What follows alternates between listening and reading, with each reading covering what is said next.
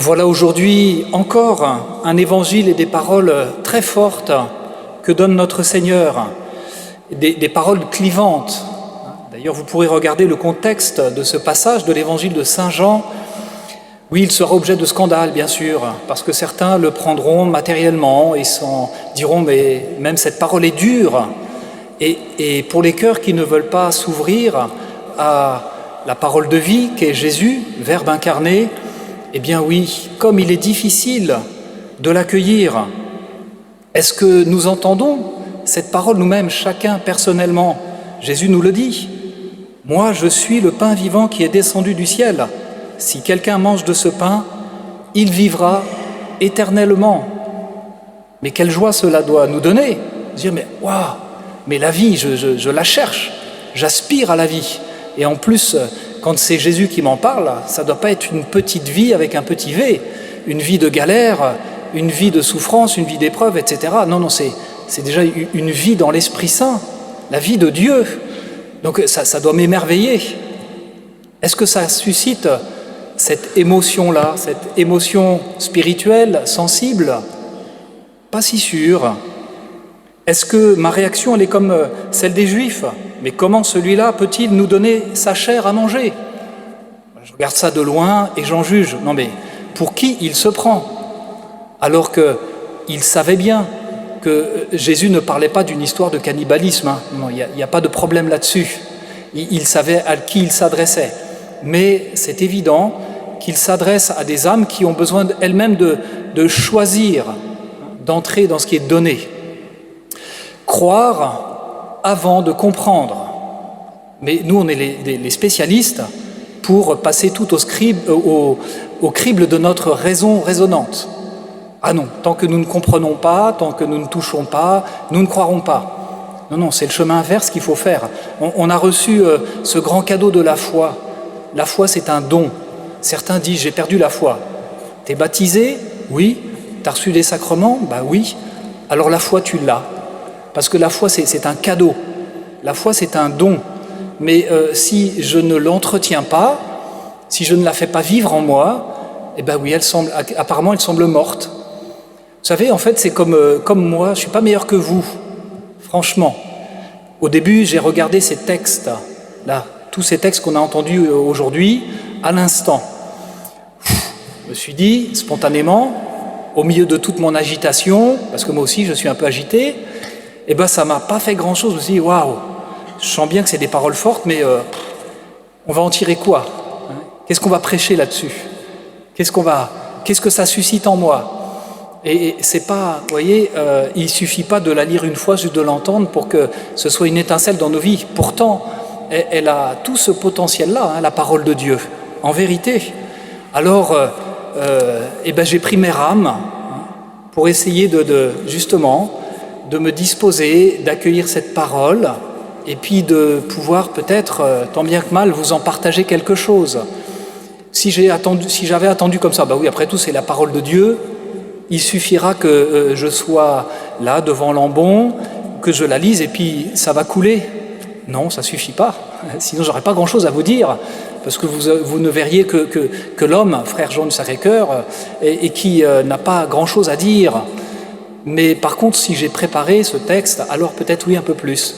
Alors notamment, moi je vous livre une petite manière pour le faire, parce que vraiment je vous exhorte vraiment à lire la parole de Dieu, et a fortiori avant la messe dominicale, parce que ces textes, ils sont merveilleux, ils nous sont vraiment donnés par Dieu comme des cadeaux pour nous illuminer. Et alors je suis comme vous, si je ne prépare pas ces textes, si je ne prépare pas la messe, je rame, et la messe c'est laborieux, c'est difficile, et c'est une souffrance aussi de ne pas pouvoir en faire jaillir quelque chose. Alors moi, comment je fais? Notamment, je fais un peu de sport, et puis je regarde des vidéos, des homélies sur YouTube. Je mets homélie, 20e dimanche du temps ordinaire, année B. Et puis je vais voir des prêtres, des bons prêtres, qui m'ont fait ce cadeau de prêcher, d'enregistrer leurs prédications et de les mettre sur YouTube. Et puis j'en regarde une, j'en regarde deux. Ce matin, j'ai même regardé des préparations, des méditations sur cet évangile chez nos frères protestants. Waouh, c'est du feu aussi. Et puis tout ça, ça a mis le feu un peu dans mon cœur, dans cette parole qui pourtant, initialement, elle me laissait plutôt bof.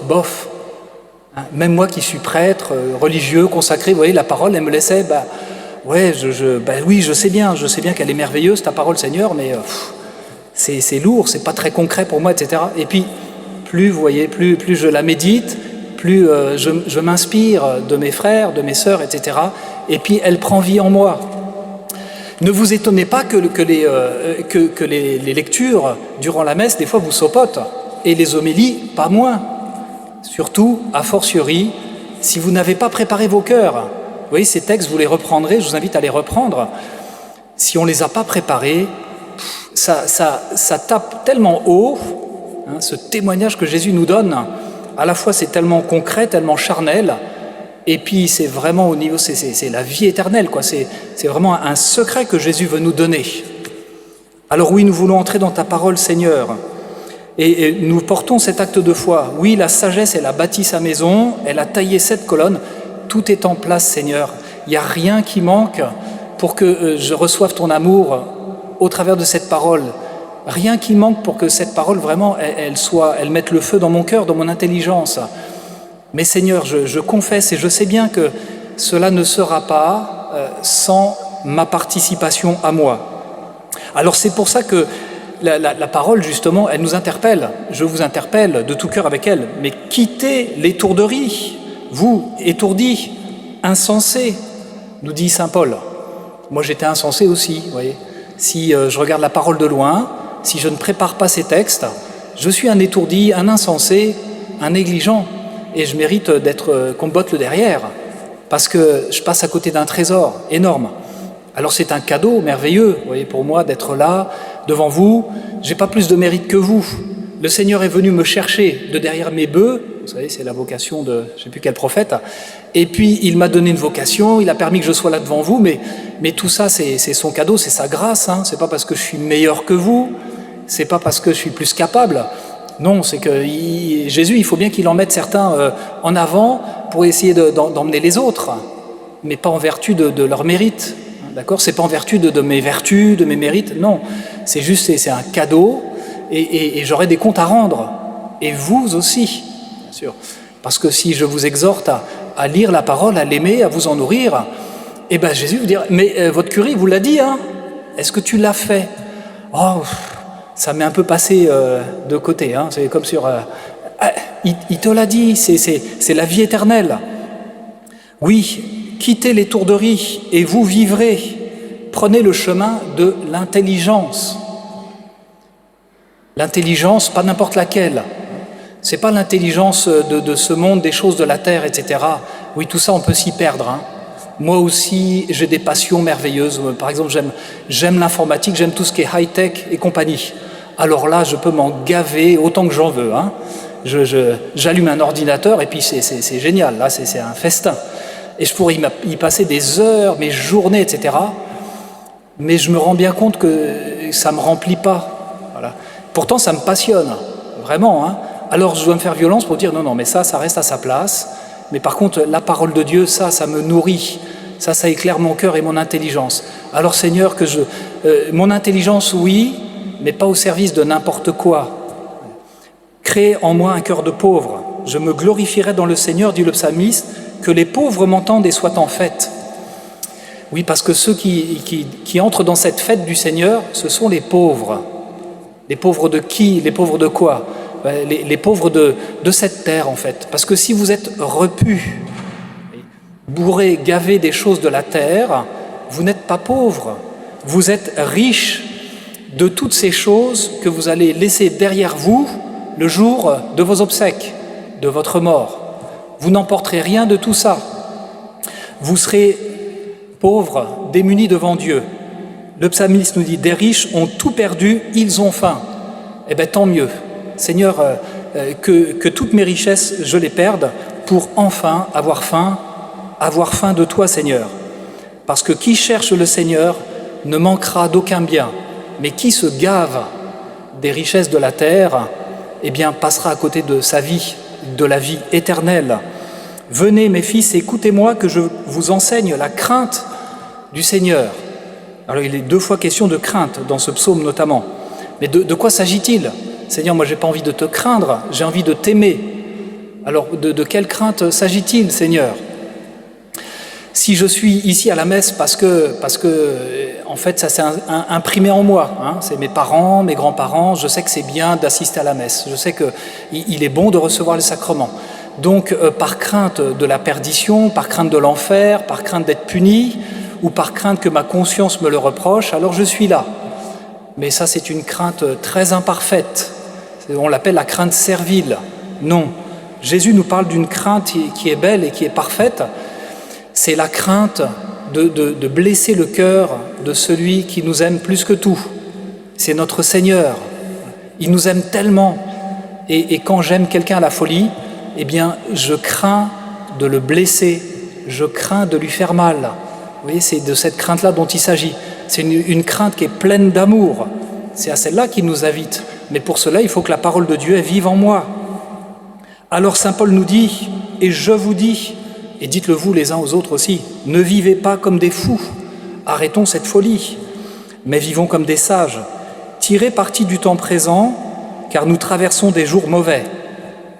C'est étonnant ça, hein. Alors aujourd'hui on peut se dire, bah oui, ils sont mauvais les jours, parce que j'ai telle épreuve dans ma vie, telle chose qui est difficile, puis dans le monde il y a ceci, il y a cela, mais enfin, là c'est étonnant, parce que la parole de Dieu nous dit qu'on vit dans des jours mauvais, mais là, ça veut dire que depuis l'an 100, depuis que cette épître a été écrite, en fait, c'est la galère. Ben oui, c'est la galère quand on vit sans Dieu. Et ça n'arrête pas. Cette humanité qui vit sans Dieu, cette humanité qui se sert de Dieu que comme une roue de secours, comme il nous arrive tous si souvent, et moi aussi, parce que Dieu n'est pas à sa place dans mon cœur, alors oui, c'est une galère cette vie. Alors oui, les jours sont mauvais, parce que ce sont des jours qui sont empêtrés dans les choses de la terre, qui nous empêchent de nous élever. Alors oui, Seigneur, nous voulons nous réjouir, nous voulons nous remplir du vin de l'Esprit Saint, non pas s'enivrer du vin de la terre, comme le dit saint Paul, mais du vin de l'Esprit Saint, parce que c'est là que nous trouverons la vraie joie. Seigneur, nous voulons entendre ta parole qui nous dit que c'est en chantant des hymnes et des chants inspirés que nos cœurs seront dans la joie. Seigneur, c'est en ton nom qu'à tout moment et pour toutes choses, dans ton nom, Seigneur, nous rendrons grâce à toi, Seigneur, et à Dieu notre Père. Alors que le Seigneur, aujourd'hui, accomplisse cette merveille, cette transformation, il y a tout pour ça, hein, durant cette messe-là, ici, maintenant, écoutant sa parole, nous y associant, la faisant nôtre, recevant l'Eucharistie dans quelques instants, du côté de Dieu, tout est en place pour que la transformation se fasse. Alors qu'on ne dise pas parce que, je ne sais pas, la liturgie, les chants, ce n'est pas assez beau aujourd'hui, ou alors l'homélie était trop longue, ou alors parce qu'on n'a pas eu le temps de faire action de grâce, ou alors, enfin, il y a toujours 40 000 trucs. Ça, c'est le démon, hein, le démon qui sème des petites graines de discorde. Non, tout est en place.